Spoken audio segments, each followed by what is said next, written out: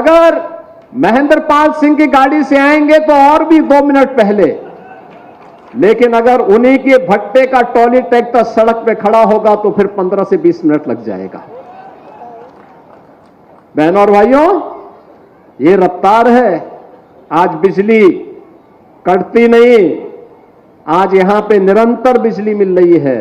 तब बिजली आती नहीं थी, तब बिजली मिलती नहीं थी, आज बिजली कटती नहीं है।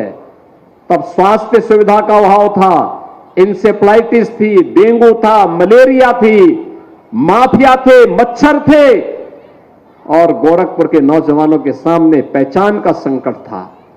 पूर्वी उत्तर प्रदेश में मुसहर भूखमरी का शिकार था और बुंदेलखंड में किसान आत्महत्या करने के लिए मजबूर था, नौजवान पलायन के लिए मजबूर था। तो बेटी और बहन घर के बाहर निकलने में असुरक्षित महसूस करती थी, व्यापारी व्यापार करने में असुरक्षा महसूस करता था। लेकिन आज माफिया मुक्त, गुंडा मुक्त, दंगा मुक्त एक नया प्रदेश जो 1 डिस्ट्रिक्ट 1 प्रोडक्ट पे भी काम करता है और 1 डिस्ट्रिक्ट 1 मेडिकल कॉलेज पे भी काम करता है। हम यहां पर हैं। 2017 के पहले यहां की लैंड को लेकर के किसानों में और जीडीए के बीच में संघर्ष होता था। हमने बैठ करके उसकी समस्या का समाधान करवाया। संवाद से समस्या का समाधान, यहां की समस्या का समाधान हुआ। आज यहां गरीबों के लिए मकान बन रहे हैं, फर्टिलाइजर कारखाना फिर से चलना प्रारंभ हो गया है, सैनिक स्कूल यहां पे प्रारंभ हो गया है, पिपराइच की चीनी मिल फिर से प्रारंभ हो गई है, पिपराइच क्षेत्र में ही आयुष विश्वविद्यालय बन गया है।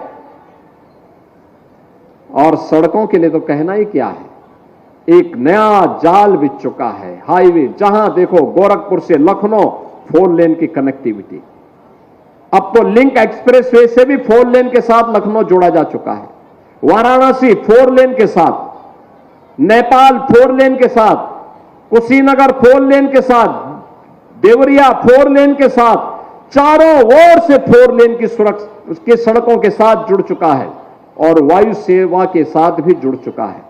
आप देखते होंगे, वैसे रवि किशन बहुत समय देते हैं यहां पे, और समय देने के बाद जब उनको लगता है कि कोई जरूरी काम है तो तत्काल मुंबई से फिर यहां पे समय देने के लिए पहुंच जाते हैं, पहुंचते हैं।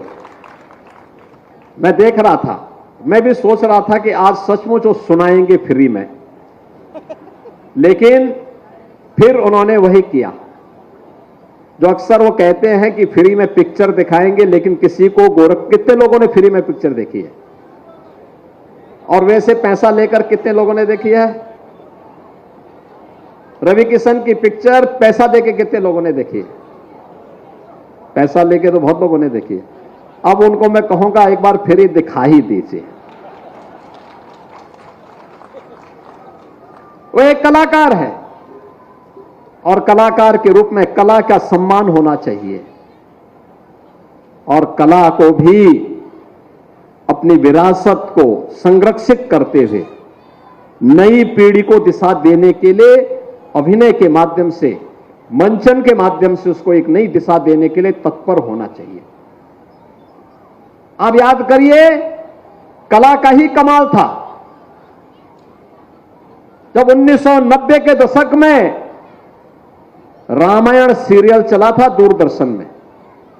रामायण सीरियल दुनिया का सबसे लोकप्रिय सीरियल हुआ था। ये कला का कमाल है। भगवान राम के व्यक्तित्व पर आधारित, उनके आदर्श और मूल्यों पर आधारित रामायण, उसे जब सीरियल के माध्यम से आया तो दुनिया का सबसे लोकप्रिय धारावाहिक बन गया, सबसे लोकप्रिय। यानी जब घर में टेलीविजन नहीं थे, इतना विजुअल मीडिया का इतना प्रचार नहीं था, केवल दूरदर्शन था भारत में। देश में और दुनिया में 66 करोड़ लोगों ने उस समय रामायण सीरियल देखा था, 66 करोड़ लोगों ने। बहनों और भाइयों, यह मिसाल मिलना बहुत कठिन है।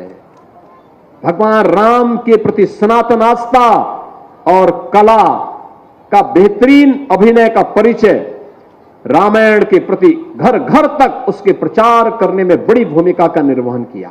और सचमुच यह एक अवसर होता है एक कलाकार को कला के लिए मंच देने का, और गोरखपुर के नौजवानों के लिए कला के उस मंच को देने के लिए रवि किशन यहां पे सांसद के रूप में अपनी सेवाएं दे रहे हैं।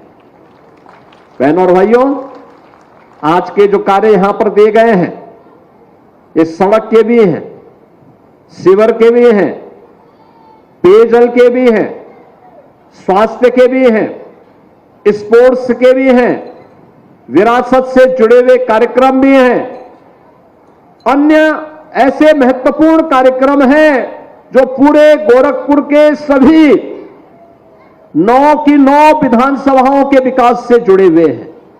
9 की 9 विधानसभाओं से कैंपियरगंज, पिपराइच, गोरखपुर नगर, गोरखपुर ग्रामीण, चोरी चौरा, सैजनवा, खजनी, बांसगांव, चिल्लूपार, ये सभी विधानसभाओं को लेकर के एक साथ समग्र विकास की सोच के साथ ये विकास के कार्य आगे बढ़ रहे हैं। कोई सोचता था 17 के पहले कि फर्टिलाइजर में एक कारखाना चल पाएगा, कोई सोचता था गोरखपुर में एम्स आएगा, कोई सोचता था गोरखपुर में 14-14 फ्लाइट चलेगी, कोई सोचता था बीआरडी मेडिकल कॉलेज में सुपर स्पेशलिटी का ब्लॉक बनेगा, कोई सोचता था गोरखपुर में आयुष विश्वविद्यालय बनेगा, कोई सोचता था कि पिपराइच की चीनी मिल फिर से चल पाएगी, कोई सोचता था कि बढ़लगंज में होपैथ कॉलेज चल पाएगा, कोई सोचता था कि गीडा में उद्योग आएंगे, कोई सोचता था कि गोरखपुर में पूर्वांचल एक्सप्रेसवे का लिंक एक्सप्रेसवे भी बन पाएगा। लेकिन आज ये सभी हकीकत है, आज ये हकीकत है। कोई सोचता था रामगढ़ ताल डल झील को फेल करेगा, लेकिन आज ये हकीकत बन चुकी है। बहनों और भाइयों, इसलिए संभव हो पाया है क्योंकि गोरखपुर के किसी भी व्यक्ति ने, गांव हो या शहर,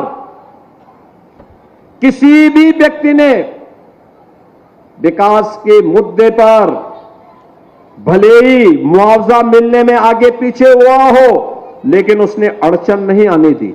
उसने कहा चलो मेरा तो बाद में समाधान हो जाएगा, पहले विकास का कार्य होना चाहिए। जब ये सोच बनती है तब विकास आगे बढ़ता है, द्रुत गति से आगे बढ़ता है।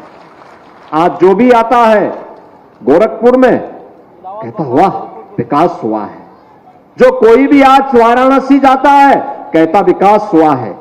जो कोई प्रयागराज जाता है कहता विकास हुआ है।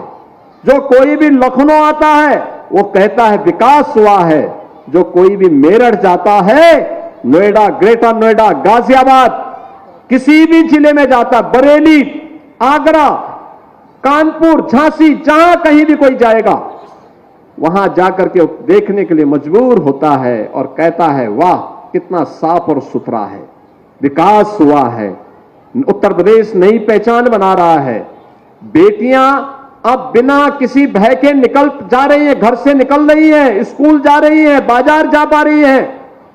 व्यापारी को कोई भय नहीं है, उद्यम लग रहे हैं, नौजवान स्थानीय स्तर पर रोजगार प्राप्त कर रहा है।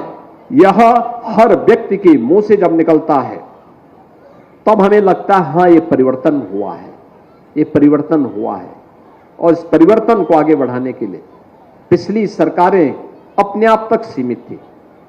उनके लिए समाज को बांट करके केवल परिवार का विकास कर रहे थे। सामाजिक खाई को जितना चौड़ा कर सके, समाज को जाति के नाम पे बांटते थे, क्षेत्र के नाम पे बांटते थे, मत और मजहब के नाम पे बांटते थे, दंगा करवाते थे और फिर दंगा करवाने के बाद फिर दोनों समुदायों को अलग अलग अपने घरों में बुला करके उनको एक प्रकार से उनको ये बताने का प्रयास करते थे कि वह उनके हितैषी हैं। लेकिन आग की कीमत क्या चुकानी पड़ती थी दोनों समुदायों को, वे भुक्तभोगी ही इस बात को जानते थे।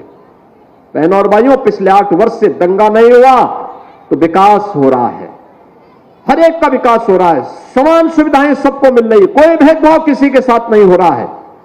और विकास की प्रक्रिया के साथ साथ लोक कल्याणकारी योजनाओं का लाभ कैसे मिल रहा है। युवाओं को देखो ना, नौजवानों को हम टैबलेट दे रहे थे, मंच पे भी हमने टैबलेट बांटे। ये नौजवान टैबलेट, बहुत सारे परिवारों में मां बाप की क्षमता नहीं थी कि टैबलेट लेता, लेकिन आज ऑनलाइन प्लेटफॉर्म में जुड़ करके कोचिंग की सुविधा का लाभ ले सकता है, कंपटीशन के लिए, अपने पाठ्यक्रम के लिए ऑनलाइन एजुकेशन के साथ जुड़ सकता है, अभ्युदय कोचिंग के साथ जुड़ सकता है।